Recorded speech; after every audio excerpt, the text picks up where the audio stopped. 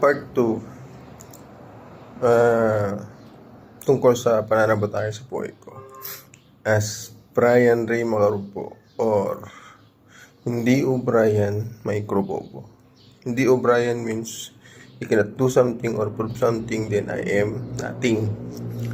Microbobo means microdam. So I am nothing, microdam.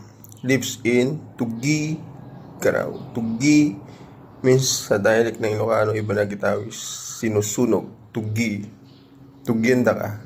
Sinusunog ka nila. Tugi, sinusunog. Karaw means sa bawat kalaw. Sinusunog sa bawat kalaw means in English, burn in every moves. Alam mo ba kung sino ang nagplano ng panununog sa akin? Nasa Asia ako. Sino ang pinakamalakas sa Asia? China. Who controls the business in this country? China.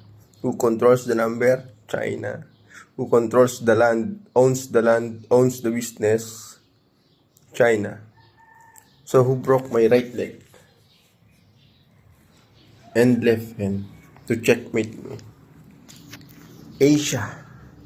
Who give me life 3 years, 2022 to 2026. 3 years na ako sa pagmamayari ni CSM.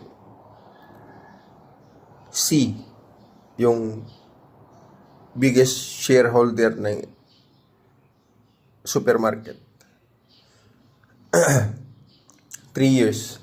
Ang drama nila nakalagay sa cost sheet is 682. Pero ang isasakripisyo nila ay ang gobyernong sumira daw sa akin, ang Pilipinas.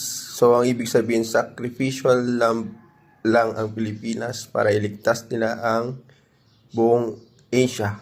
Ilang bansa ang nasa Asia, kontinente ng Asia. Sila ang nakikinabang sa binigay ni Einstein o ni Oppenheimer o nung lolo ko nagdala sa akin dito sa Pilipinas. Ayaw nilang matalo sa Middle East dahil si Papa nasa Saudi.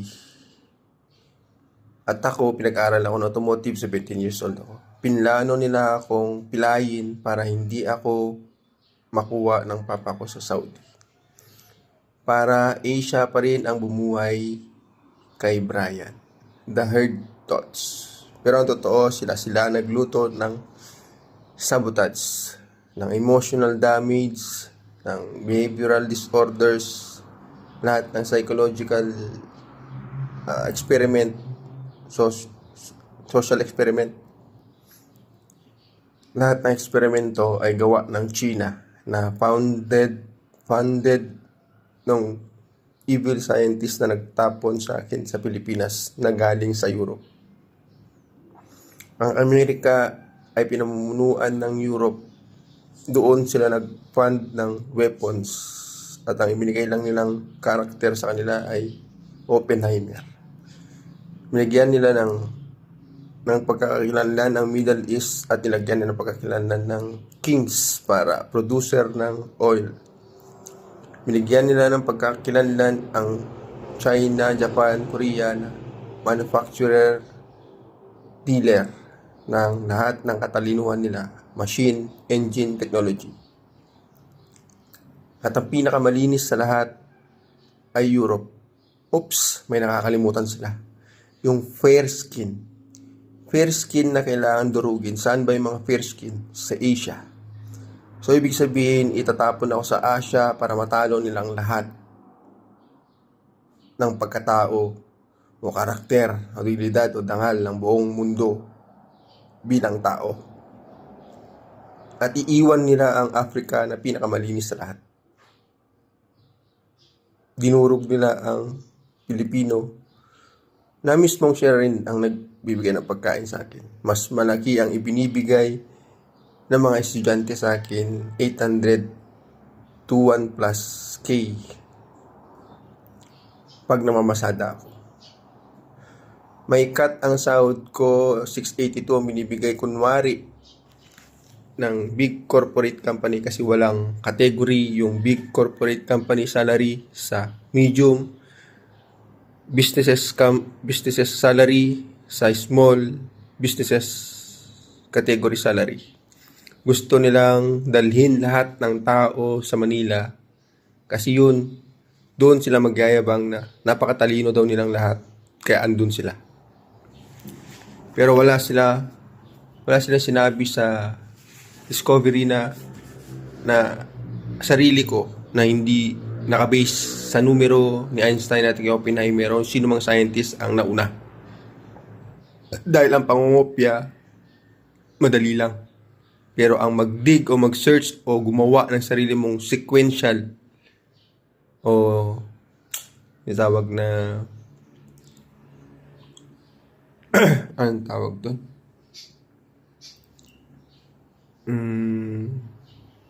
Sarili mong pagtuklas ng pagsagot sa isang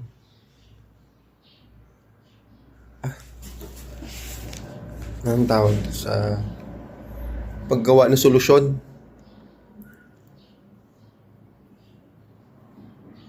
Ang ginawa ko lang naman ay inalam ko yung paghula ang taon 1600 to the present. Sabihin mo lang sa akin yung year.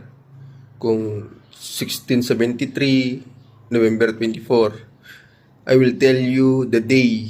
Kung Monday, Tuesday, Wednesday, Thursday, Friday, Saturday, Sunday. Ang tanong ko lang, paano kayo nakuha kung microbobo ako? Kung hindi ako O'Brien. Sa akin nanggaling ang ganong pagsagot o solution. My own method ng pagsagot. Ni scientist hindi nila yung nakita. Dahil yung sinearch ko sa Google, saka sa YouTube walang solusyon. Wala silang nagawang equation pala. Ako lang ang nakagawa ng ganong equation para manghula ng day. Sabihin mo lang yung year, month, at yung numero ng month na yun. 1673, November 24, or January, kahit ano.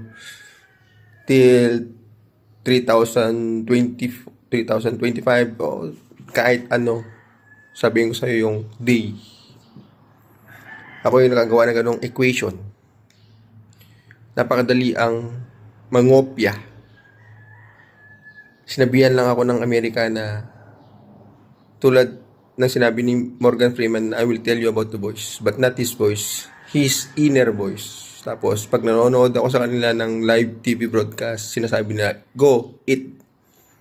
But alam nila na gutom ako. Sabi ko sa kanila, ang ulam ko lang doon, kamatis, talong at saka saluyot. Go eat. Sabi niya. Tapos kakain ako. Tapos drink your water. Bakit alam nila na tapos na akong kumain? At iinom na ako ng tubig. Nagkikipag-usap sila sa akin habang nasa live na nanonood lang ako. Halimbawa dito sa cellphone, may nag-live. Alam nila kung ano yung isinasagot ko dun sa tanong nila o sa mga pagkikipag-usap nila. Pero hindi ako nagsasalita. Iniisip ko lang. Yun yung codes na sinabi nila na dig deeper because they ruin and curse your life. At hindi daw nila masisigurado hanggat hindi ko nadidig ang katotohanan. At ito lang ang katotohanan. China ang naalipin sa Pilipino na gustong pakinabangan ang manpower at utak nila habang sinisira sila sa mismong gobyerno nilang bayad ng China because they sacrificed the Philippines to curse me and to burn me because ang China pinakamalakas sa Asia na palabas na siyang bubuhay sa akin. Pero hindi, sila yung dahan-dahang pumapatay sa akin. Wala akong pake kung gaano ka kalakas.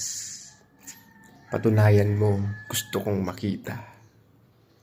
Maghihintay ako